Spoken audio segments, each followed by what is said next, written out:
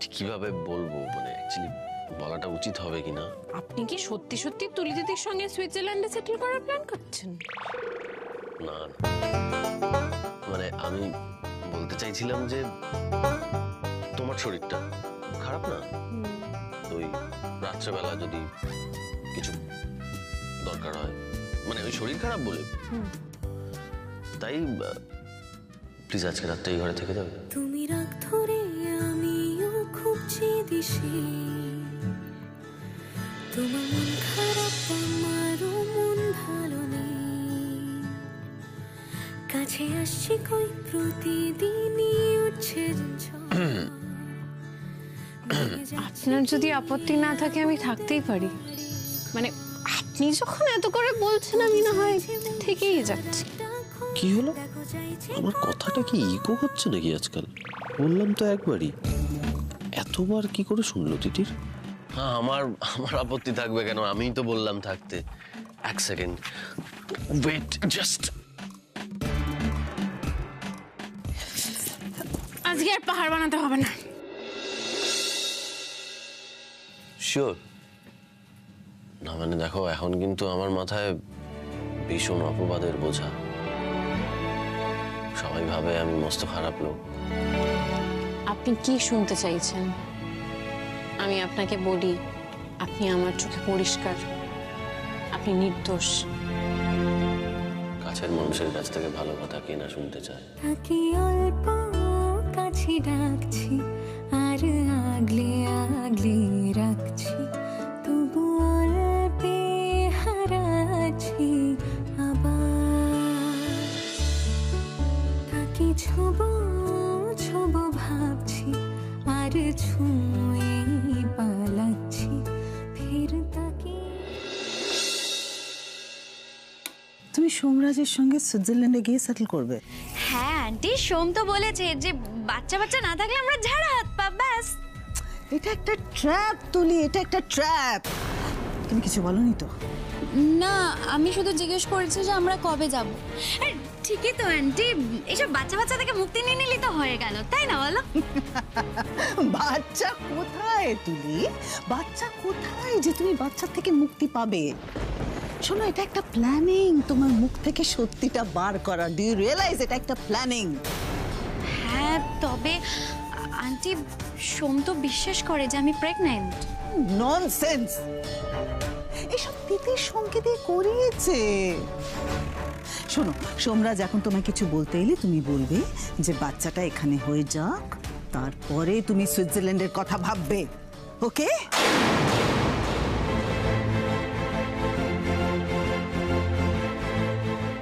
বাড়তে বাড়তে এতটা বেড়েছে তিতির, এতটা বেড়েছে।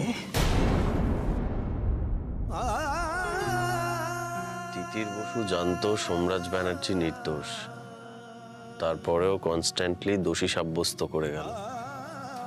কেন বলো তো? যাতে সোমরাজ ব্যানার্জি পরিস্থিতির চাপে নত না হয়ে নিজেকে নির্দোষ প্রমাণ করতে পারে। আর তাই তিতির বসু নিজের জীবনের ঝুঁকি নিয়ে সোমরাজ ব্যানার্জিকে বাঁচাতে গেল। আর কিভাবে যেন সোমরাজ ব্যানার্জি সবটা বুঝে গিয়ে মোক্ষম সময়ে মোক্ষম স্থানে পৌঁছে তিতির বসুকে বাঁচিয়ে নিয়ে চলে এলো।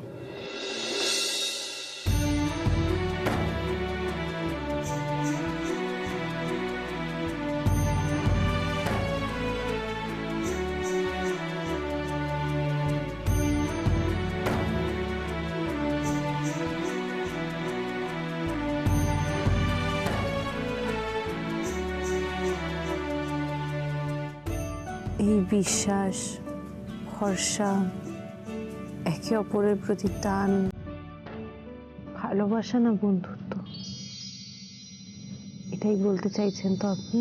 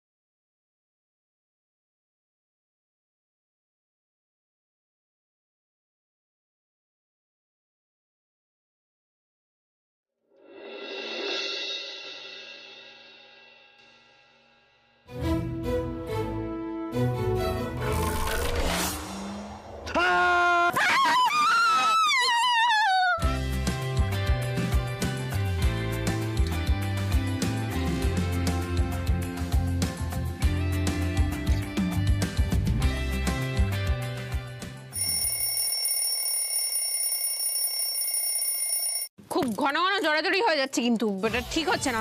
এই নিয়ে কাল থেকে 3 বার। তুমি গুনছিলে? আপনি না একটা এই শোনো, এই যা কিছু হচ্ছে সবটার জন্য কিন্তু তুমিই দায়ী। তুমি এরকম দুম করে বুকের ওপর এসে পড়বে। চিৎকার আপনি শুরু করেছেন, আমার কোনো দোষ নেই এতে। আরে চিৎকারই তো করেছি, ভূমিকম্প তো হয়নি। আশ্চর্য কথা বলে। ঘুম থেকে উঠে যদি দেখি কেউ প্যাঁচার মতো ড্যাব ড্যাব করে তাকিয়ে রয়েছে, চোখের পাতা পড়ছে না, ভয় পাবো না? আশ্চর্য। মানে আমি তো বুঝতেই পারছিলাম না, মানুষ না স্ট্যাচু। হ্যাঁ, কালকে সারা রাত ধরে আপনি কোমরে হাত দিয়ে স্ট্যাচুর কোমরে হাত ধরে নাচছিলেন, তাই তো? আমি তোমার কোমর। আরে কি করছেন? এরে তো স্বপ্ন ছিল, সিম সাইড গোল হয়ে গেল কেন বলতে? না বিড়বিড়টা কি করছো? জোরে বলো। চিৎকার করবেন না একদম। মাথা ঠান্ডা করুন। আমাদের এখন একমাত্র লক্ষ্য হচ্ছে তুলি দিদি যে আদৌ প্রেগনেন্ট নয় সেটা ওকে দিয়ে স্বীকার করানো, বুঝলেন? আপনি এক কাজ করুন, আপনি সোজা তুলি দিদির ঘরে চলে যান, গিয়ে বলুন কালকে যে প্রস্তাবটা দিলাম সেটা তুমি রাজি তো? আরে সবে তো ঘুম থেকে উঠলাম, তাও এখনো সম্পূর্ণ হয়নি। আরে না না না না না, সোমনাথবাবু কি আবার কি ঘুমবেন বলুন? মা বলে সকাল সকাল পড়া খুব ভালো হয়। আপনি তা হলেও তাই সকাল সকাল পড়া ভালো হয় বলছি। একটা সিগারেট খেতে হবে, স্টকে তো মনে হয় সিগারেটটাও শেষ।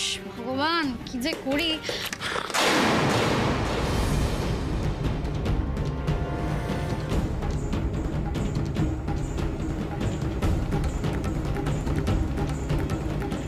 কি রাখলে এখানে? সোহম, সোহম, আজকে সকালবেলা উঠেই তোমার মুখটা দেখতে পেলাম, আমার তো দিনটা একেবারে দারুণ যাবে। সোম, good morning. Good morning with a good news. আজকে সুইজারল্যান্ডের টিকিট কাটছি আর ভিসাটাও করাতে দেবো। রিয়েলি বলছি, তাহলে ওই কাল যেটা বলেছিলাম বাচ্চার ব্যাপারটা কি ভাবলে? বাচ্চা কোথায় তুলি? শোনো, এটা একটা প্ল্যানিং, তোমার মুখ থেকে সত্যিটা বার করার। ডু ইউ রিয়েলাইজ এটা একটা প্ল্যানিং? সোহম, বলছিলাম কি, দেখো বাচ্চাটা তো আমাদের ভালোবাসার সেতু, তাই না বলো? আর আই এম শিওর ও আমাদের মধ্যে আসলে আমাদের বন্ডিংটা আরো ভালো হবে, বুঝতে পেরেছো? শোনো না সোম, আর তো 8টা মাস, তাই না বলো? একটু অপেক্ষা করে যাও, তারপরে না হয় আমরা একেবারে ওকে নিয়ে সুইজারল্যান্ডে যাব, কেমন? বাচ্চাটাকে নিয়ে যাবে? হ্যাঁ, দেখো সোম, তুমিও যেমন আমার জীবনের প্রায়োরিটি, ও তো তাই, তাই না? আমি ওকে ছাড়া তো বাঁচতেই পারবো না। তোমরা দুজনেই তো আমার চোখের মণি, তাই না বলো? আরে দাদা ভাই, বৌদি ভাই, সেসব ছাড়ো, তুমি সব কি সব বাধাও না তুমি। ঠাম্মি আমাকে সব বললো, কেমন আছো আগে সেটা বলো। ঠিক আছি আমি। উফ, কি রে তিতির, তুই না জেনে না বুঝি বিপদের মধ্যে ঝাঁপিয়ে পড়িস। আমি তো ছিলাম, আমায় তো বলতে পারতিস। আমি জানি তো তোরা সবসময় আমার পাশে আছিস। ভেতরে চল, ভেতরে চল, ভেতরে চলো, ভেতরে চলো, আগে ভেতরে চল। আমার কথাটা শোন। এসো এসো, আয় দাদা ভাই। তোরা, ও 1 সেকেন্ড দাঁড়া, তোরা একটু ওয়েট কর, আমি আসছি। কি হলো? তুলি রাজি হলো না। রাজি হলো না মানে? বলছে যে ও নাকি বাচ্চা নিয়েই সুইজারল্যান্ড যাবে। বাচ্চা নিয়ে যাচ্ছি সুইজারল্যান্ড আমি। ওকে খুব বেড়ে খেলছে, ওকে না অন্য ডোজে সাহায্য করতে হবে। আরে তুহিন, রাজ্য, আরে কখন এলি তোরা হঠাৎ এই সময়? ও বুঝেছি, তিতিরের জন্য না? আর বলো না, এই তিতির তোমার বোন মাঝে মাঝে এমন একটা কাণ্ড করে না। আচ্ছা ঠিক আছে ঠিক আছে, আমার পিএনপিসিটা আপনারা কন্টিনিউ করুন, আমি এখান থেকে বিদায় নিচ্ছি। একটু বৌদি ভাই তোমাকে লাগবে, চলো আমার সাথে, চলো চলো, এসো এসো আরে এসো।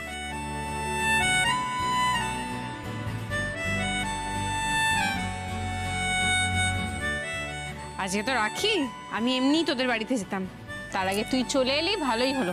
দে হাতটা দে বৌদি ভাই, দে।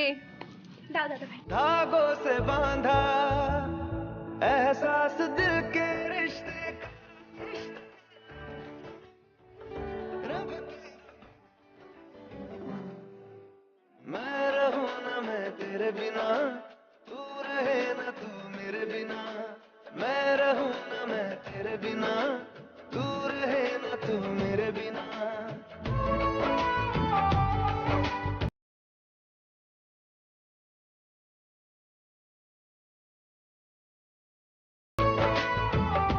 আচ্ছা তিতির, তোকে কি উপহার দিই বলতো?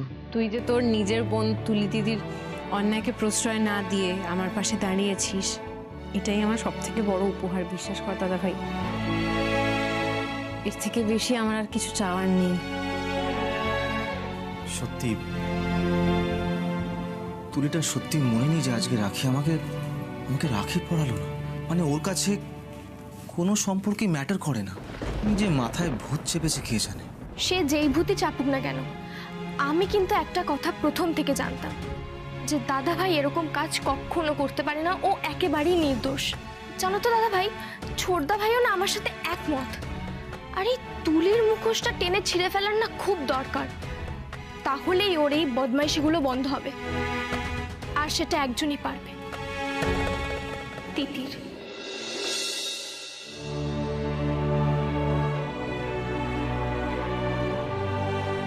হাতটা দে, সন্ধ্যা হাত দাও। হ্যাঁ?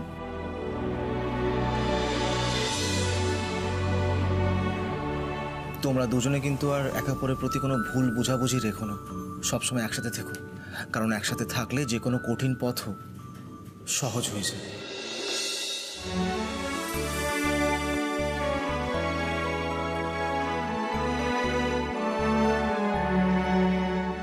ওরে বাবা রে, চারজন মিলিয়ে একেবারে জমিয়ে গপ্প হচ্ছে। হ্যাঁ ঠাম্মি, আমি দাদা ভাইকে আর বৌদি ভাই সোমনাথ বাবুকে রাখি পড়াচ্ছিল, যে রাখি না। হ্যাঁ তো দিদু ভাই, রাখি তো নাচ জামাই কি খাবে বলো, তাড়াতাড়ি বানাই।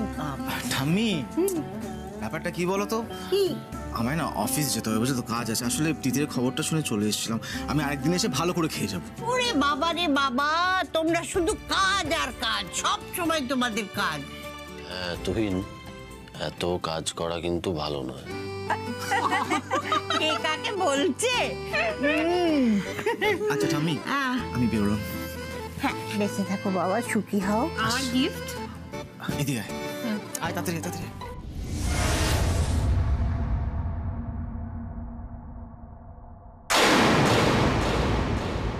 তুই যেটা চেয়েছিলিস সেটা। আসছি। টাটা।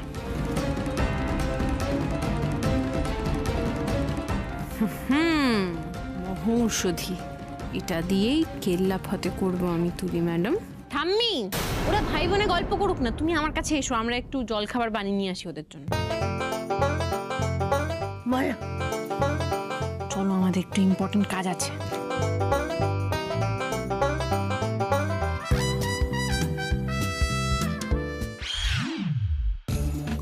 আস্তে আস্তে, হাত পুড়ে যাবে, খুব সাবধানে। ঠাম্মি, এরকম সহজ করেই আমাদের কাজটা সেরে ফেলতে হবে, বুঝলে? আমাদের শুধু ময়দানটা ফাঁকা করে দিতে হবে। ঠিক।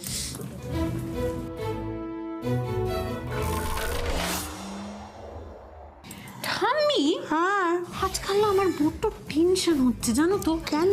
বাবা কিরকম অন্নপূর্ণা পাইস হোটেলের দিকে বেশি ঝুঁকে ঝুঁকে যাচ্ছে না? হ্যাঁ, আমার বড় বৌমার হাতে রান্না মা অন্নপূর্ণার মতন। হ্যাঁ, সেটা না খেয়ে আমার ছেলে যাচ্ছে কি বললে, অন্নপূর্ণা পাইস হোটেল।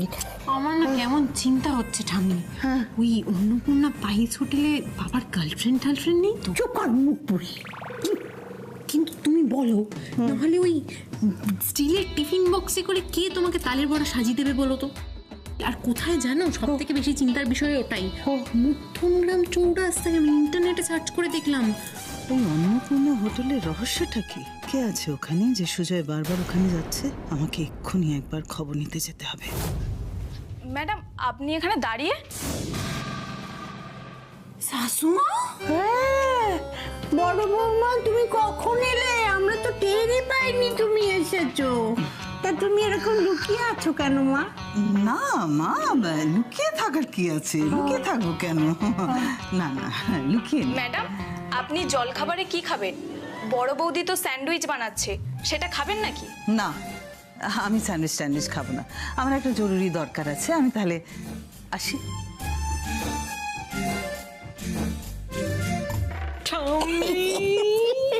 আমাদের রাস্তা পরিষ্কার। এবার এসো এসো এসো, স্যান্ডউইচটা বানিয়ে ফেলি। এটা কি রে তিতির বউ? বলছি হ্যাঁ, এটা হচ্ছে একটা ভেষজ পুড়িয়া, আচ্ছা যেটার কোনো সাইড এফেক্ট নেই, কিন্তু এই ভেষজ পুড়িয়া খেলে বমি হয়ে সব অ্যাসিডিটি বেরিয়ে যাবে। এইটা তুলি দিদি খাবে আর বমির মতো কল কল করে সত্যি বলে দেবে। তোর ব্রেকফাস্ট। বাবা, এত যত্ন করছিস, কি ব্যাপার? কি বলছিস তুলি দিদি? তুই প্রেগনেন্ট জেনেই তো আমি এই বাড়িতে থেকে গেলাম বল, তো যত্ন আত্তি করার জন্য। তোকে একটা রিকোয়েস্ট করবো রে, তুই আমার সংসারটা ভাঙিস না। সোমরাজ বাবু যদি তোকে নিয়ে কোথাও দূরে চলে যেতে চায়, তুই প্লিজ নিয়ে যাস না। আমি তোর সব যত্ন আত্তি করবো, আমি তোর সব দায়িত্ব নেব, তোর সেবা করব, আমি পদতলে বসে থাকবো, আমি এক কোনায় পড়ে থাকবো। তুই শুধু সোমরাজ বাবুকে আমার চোখের সামনে থেকে দূরে নিয়ে যাস না রে, প্লিজ। আচ্ছা, তার মানে সোম যে আমাকে নিয়ে সুইজারল্যান্ডে সেটেল করতে চায়, তিতিরকে বলেছে। তার মানে তো এটা ফাঁদ নয়। আন্টি আবার আমাকে ভুল বলল। তিতির, তুই এখন যা, আমি এসব নিয়ে পরে ভাববো। যা, একটু ভাবিস কিন্তু। যা।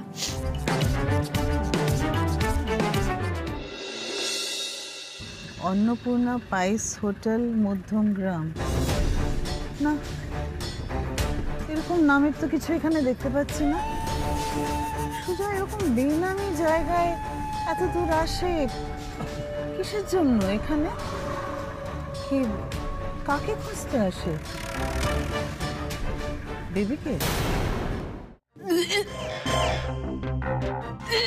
এই রে,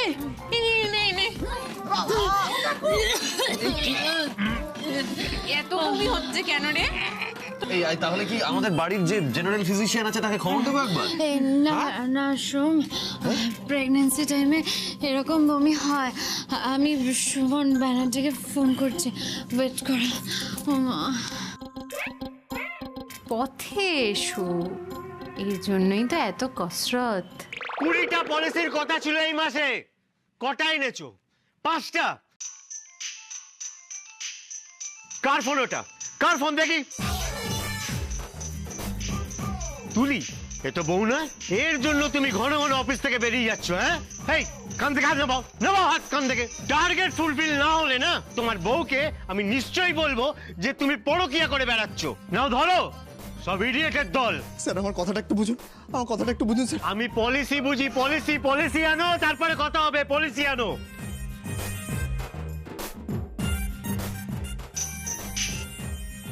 কি হয়েছে? হ্যালো, হ্যালো, শোনো না, আপনি তাড়াতাড়ি একটু আসুন না, আমার খুব কষ্ট হচ্ছে। না, যাবো না। আমার সাথে কিন্তু একবার যাওয়ার কথা হয়েছিল। কি বলছো ডক্টর? তুই দিদি দে, আমি কথা বলছি, দে আমাকে দে। আরে না না না, আমি আমি আমি কথা বলছি। হ্যালো, আপনি আপনি ওটি শেষ হয়ে গেলে আসুন, হ্যাঁ, কিন্তু একটু তাড়াতাড়ি আসুন, আমার খুব কষ্ট হচ্ছে, আমার বমি হচ্ছে, তাড়াতাড়ি আসুন।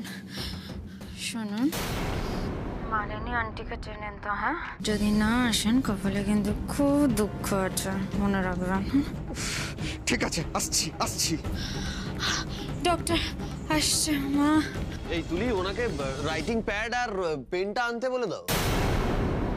সোমরাজ বাবু মানুষকে এক ভুল রোজ রোজ করেন না তো, নিয়ে আসবেন নিশ্চয়।